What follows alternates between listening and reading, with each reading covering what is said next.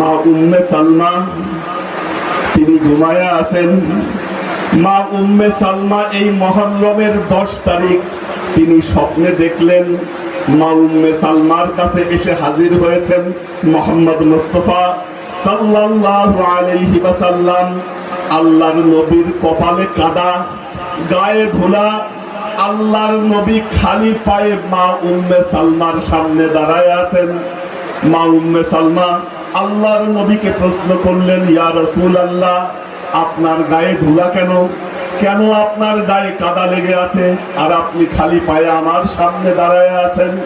আল্লাহর নবী বললেন, সালমা, আমি তোমাকে বলেছিলাম যে আমার উম্মতেরা, কিছু মুনাফিক উম্মত আমার নাতিকে হত্যা করবে।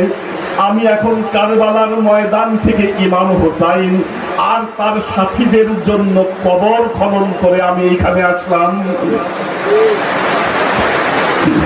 মা উম্মে সালমা ঘুম থেকে জেগে গেলেন। ওনার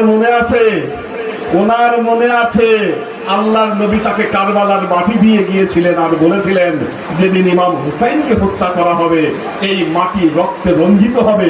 উনি ঘুম থেকে উঠে দেখেন ঠিকই ওই রক্ত রঞ্জিত কারবালার মাটি।